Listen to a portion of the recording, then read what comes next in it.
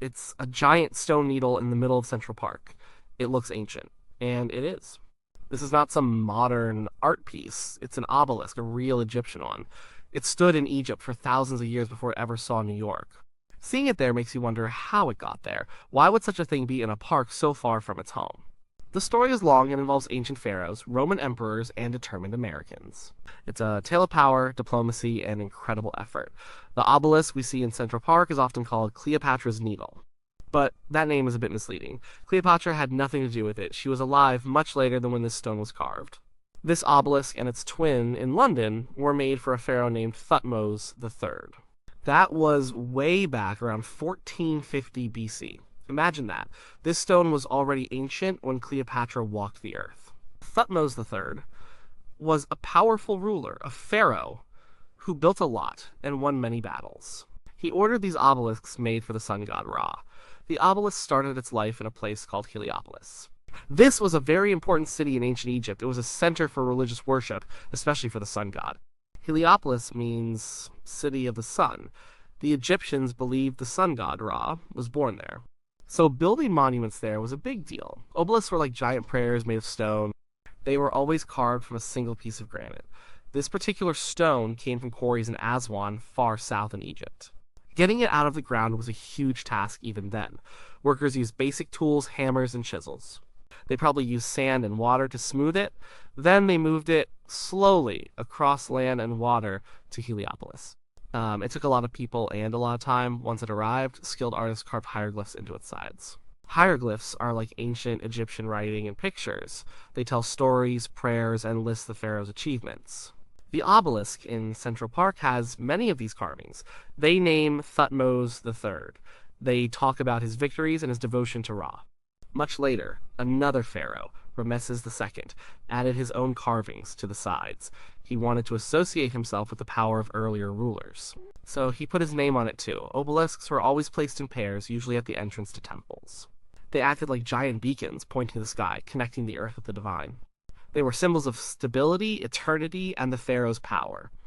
For over 1,500 years, this obelisk stood tall in Heliopolis, catching the morning sun, a silent witness to countless dawns in ancient Egypt. It was a constant reminder of the gods and the kings who ruled the land. It was a sacred object, not just a decoration. Its shadow would have moved across the temple grounds, telling time in its own way. The people would have seen it every day. It was part of their world, a very strong and lasting part. Then came the Romans. The Romans were big fans of Egyptian things. They admired the craftsmanship, the mystery, and the sheer scale of Egyptian monuments. When Augustus became the first Roman emperor, Egypt became a Roman province. This was a huge change for Egypt. The Romans started taking many Egyptian treasures back to Rome. They wanted to decorate their own cities with these exotic and impressive pieces. It showed their power. It showed they had conquered a great civilization. They wanted a piece of that history. So, around 10 BC, Augustus decided to move two obelisks from Heliopolis to Alexandria. Alexandria was a major city in Egypt, but it was also a Roman city at this point. It was a hub for trade and culture. The obelisks were chosen for a specific reason. They were a pair. One of them is the one now in Central Park. The other is the one in London. Moving them was a massive engineering project, even for the Romans. They were masters of building. They knew how to move heavy things, but moving a 200-ton stone obelisk across land and then across water was still a huge undertaking. They used special ships likely built just for this purpose. They had to load the obelisks carefully, float them across the Nile, and then out to sea. It was a difficult journey. Imagine the crew sailing with such a heavy, awkward load. The obelisks arrived in Alexandria and were set up in a place called the Caesareum. This was a temple built by Cleopatra but completed by Augustus. It was dedicated to him and the imperial cult. So, the obelisks were repurposed. They no longer stood in a temple dedicated to Ra in Heliopolis. Now, they stood in front of a temple dedicated to Roman power. They were still impressive, but their original religious meaning was somewhat changed. They became symbols of Roman conquest and imperial might. They showed Rome's reach. They stayed there for centuries. Alexandria itself went through many changes. Empires rose and fell. The city saw different rulers, different cultures. Over time, one of the obelisks fell. We don't know exactly when or why.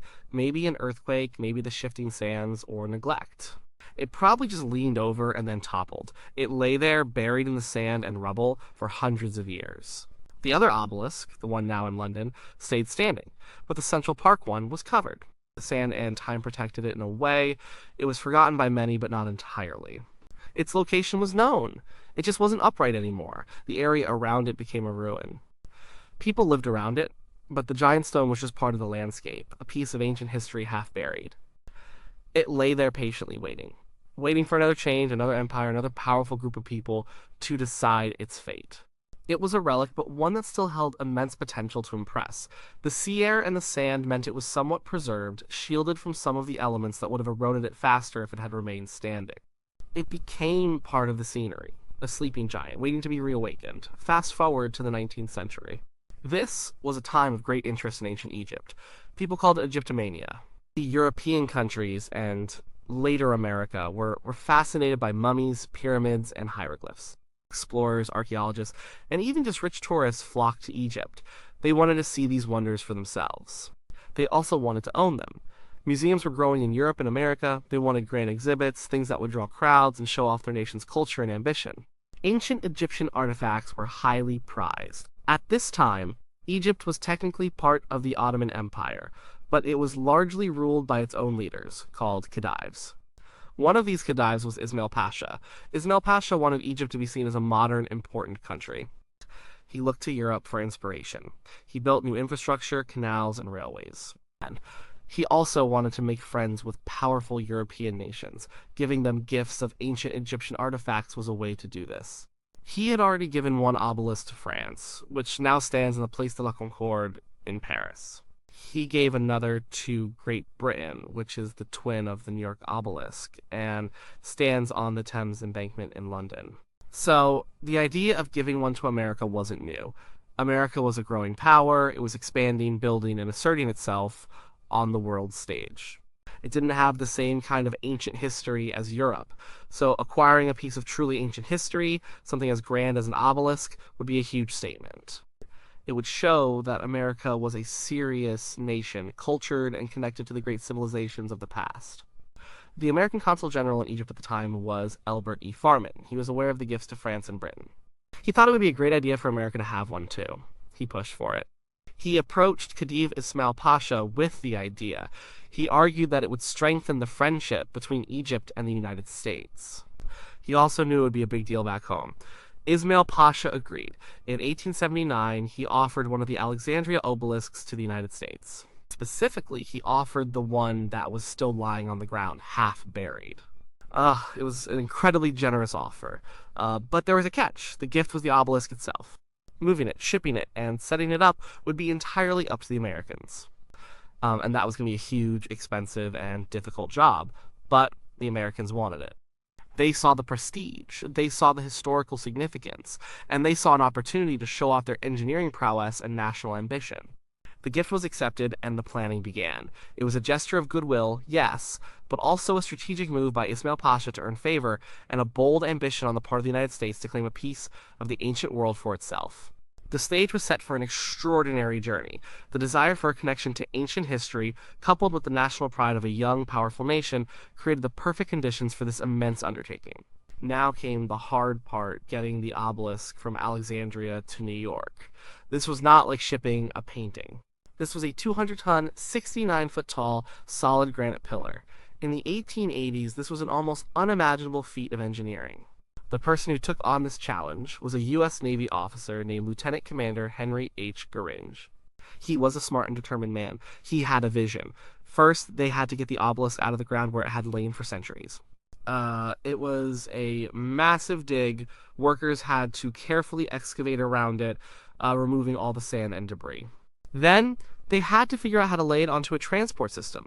Goringe developed an ingenious plan. He had the obelisk slowly lifted and rotated using giant screws and levers. It was a slow, careful process, inch by inch, day after day. He didn't use modern cranes. He used manpower, ropes, and simple machines. They built a sturdy track like a temporary railway. They slowly rolled the obelisk on this track to a specially chartered ship. The ship itself was remarkable. It was an old Egyptian steamer called the SS Dessouq. Goringe had it modified. They cut a huge hole in the bow of the ship, the front part. Then they laid tracks inside the ship. They slowly rolled the obelisk head first right into the ship's hold. It was an incredible sight. The ship was practically built around the obelisk. Once it was inside, they sealed up the hole. The obelisk now lay horizontally deep within the ship. This whole process was watched by many. It was a spectacle in Alexandria. Then came the sea voyage. The SS Desug, with its precious cargo, set sail for New York.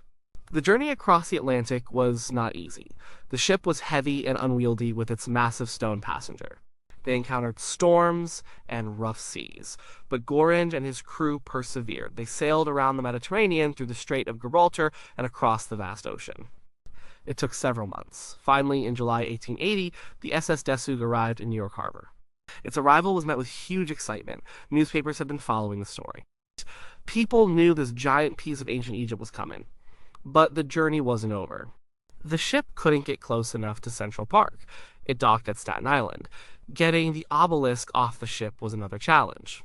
Gorringe used the same technique in reverse. They opened up the ship's bow again. They built a pier and another track. They slowly rolled the obelisk out of the ship. Now it was on land in America. The next, and perhaps most difficult part, was moving it across Manhattan to Central Park. The park was still quite a distance away. The obelisk weighed too much to be pulled by horses. There were no strong enough trucks or cranes. Gorringe's team built another elaborate system. They constructed a temporary trestle, a raised wooden bridge-like structure, over the streets and avenues. They used steam engines to power enormous winches. These winches pulled the obelisk slowly, inch by agonizing inch, along a specially built track. It was like a giant slow-motion parade. The route went from the Hudson River, where it was first unloaded, to Fifth Avenue and then into Central Park. They had to cross busy streets, navigate around buildings, and, go over small hills. They had to temporarily remove parts of fences, lampposts, and even parts of buildings that were in the way. It took months. They started moving it in September 1880. People lined the streets to watch. It was a sensation. Imagine seeing this huge stone slowly creeping through the city. It was a testament to human ingenuity and sheer will. The cost was enormous, nearly $100,000, which was a huge sum back then. A wealthy railroad magnate, William H. Vanderbilt, helped pay for a lot of it. Finally, in January 1881, after much effort and many challenges, the obelisk arrived at its designated spot in Central Park, near the Metropolitan Museum of Art. The final act was raising it upright. This was done using a complex system of derricks, ropes, and pulleys. Again, it was a nail-biting process, but they did it. On January 22nd, 1881, the obelisk stood tall once more, looking out over a very different world from its original home in Heliopolis. Today, the Egyptian obelisk stands proudly in Central Park. It's a permanent fixture, a landmark that many people walk past without really knowing its incredible story. It serves as a powerful connection to a very distant past. When you stand next to it, you can touch stone that was carved by ancient Egyptians, then moved by Romans, and finally by ambitious Americans. It's a tangible link across thousands of years and thousands of miles, but its journey didn't end with its erection in New York. The obelisk faces new challenges in its new home. The dry, desert air of Egypt was much kinder to the granite than the humid, freezing, and polluted climate of New York City. The hieroglyphs, which were so well preserved for centuries, started to erode faster. Pollution, acid rain, and the extreme temperature changes from hot summers to freezing winters all take their toll. Conservators and park officials keep a close eye on it. They clean it carefully, sometimes using laser technology, and try to protect it from further damage. It requires ongoing maintenance. It's a constant battle against the elements to keep this ancient treasure intact for future generations. The obelisk also tells a story about New York City itself. In the late 19th century, New York was becoming a global city, a center of commerce and culture. Acquiring this obelisk was a statement. It showed the city's ambition, its wealth, and its desire to be seen as a place of historical significance, not just a bustling port. It connected New York to the grandeur of ancient civilizations. It made New York a place where you could see the world's history without leaving the country. It added to the growing collection of cultural institutions in the city, like the Metropolitan Museum of Art nearby. For visitors and locals alike, the obelisk is more than just a stone pillar. It's a symbol of human endurance, ingenuity, and cultural exchange. It makes you think about the people who carved it, the people who moved it, and the different meanings it has held over time. It makes you realize how interconnected history is, how artifacts travel, and how cultures influence each other. It's a quiet teacher in the middle of a busy park. It reminds us that even in our fast-paced modern world, there are pieces of history that have stood the test of time, carrying stories from thousands of years ago. It invites us to pause, to look closer, and to marvel at the sheer effort and determination it took to bring such a colossal monument from a distant land to a park in a city that didn't even exist when the obelisk was first carved. It's a testament to the power of human will and our enduring fascination with the past.